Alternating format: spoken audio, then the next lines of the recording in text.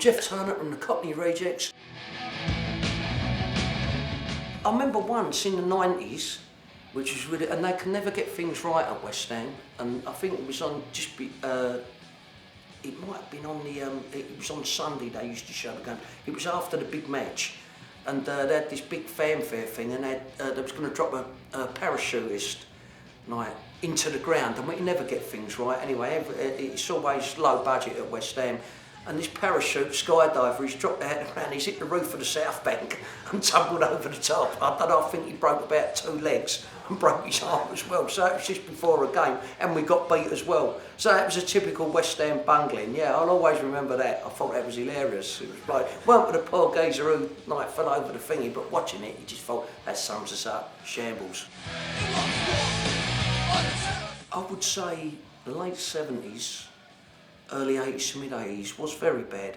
It was bad, but I think it might have been done more in a tongue-in-cheek kind of thing. I think it was just people who wanted to protect, like, you know, everybody, like, you know, oh, we're protecting our little patch, because I think then more football supporters actually come from near where the ground was, you know, or was situated, and now it's different. Everybody's moved out and they come from miles, and I just think it was a kind of a turf thing that was. And yeah, the football hooliganism, I mean, by the time it got to the mid-80s, by the time I was 17, 18, I was well out of all that.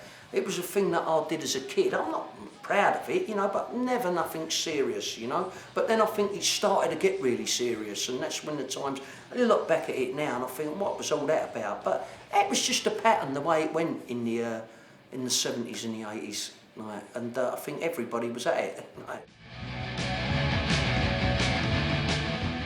Yeah, it's quite accurate. Like, I think Nick Love, I mean, I think he's a bit of a boy himself, Nick, and I've met him, and he understands, and I think he got that spot on. It was really good. He should have made it about West Ham though, not Chelsea. It had been building and building, and yeah, we give it a large. I mean, we was kids and we done our thing, but that gig, I think it was a standard bearer for all that, you know. I mean, it was actually a coming together of Birmingham and Aston Villa who come together, which you don't normally get two teams who will come together. I mean, because they supposedly hate each other, the hatred in any city for 2 or 3 teams, and that partially come about because of that. And I think it was the hatred for us being cocky and showing West Ham and going, West Ham's this and West Ham's that. So it was inevitable it was going to happen. It was a 50-50 thing, you know, that happened, and it wasn't nice. Because we was about 20-handed, and what it happened is when you was on the stage, there was nowhere to go back. The stage was actually in the middle of the club. I mean, it was a big club, and there was no way out. So when you come on stage, straight away the verbal starts, and like, well, we handle verbal. It's like if you're a stand-up comic, you know, you can put someone down. You've got the mic.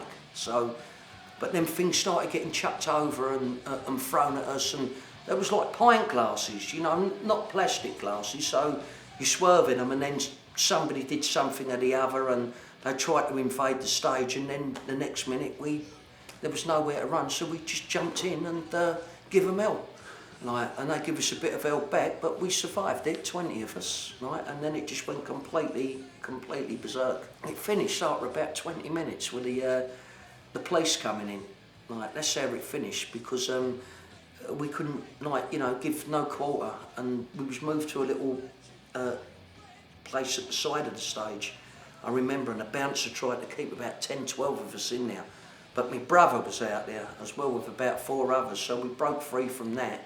And the melee just continued. It was backwards and forwards, and then all the stuff was coming over from the bar, you know what I mean? And that's why, you know, I've got a big slice along there.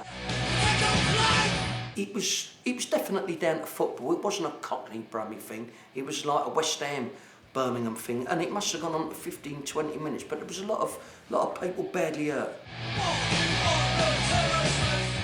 Yeah, it stood me in good stead, but it also helped out that we had about 19 geezers with us, like, who was proper handy, you know. Yeah. So that helped as well. We had a lot of problems with these people because they'd kind of infiltrated music, you know.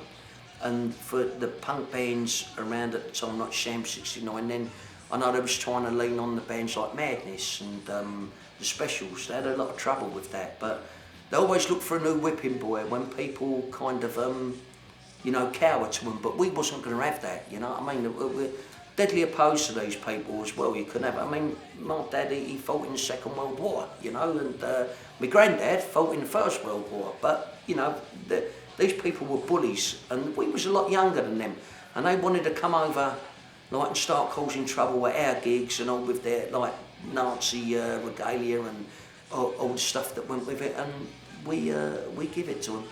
We made sure that they never come anywhere near us again.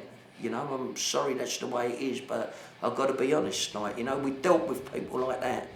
No, we never had security in mind us. We was just ourselves. We wasn't this, we wasn't that. We was just our own little set who went to West Ham, and those people had to be punished, you know. I mean, we had people around us, you know, as a good mate of mine, like Cass Pennant, you know, and we just couldn't have them people. But they was easily dealt with in the end. Wasn't too much of a problem getting rid of them.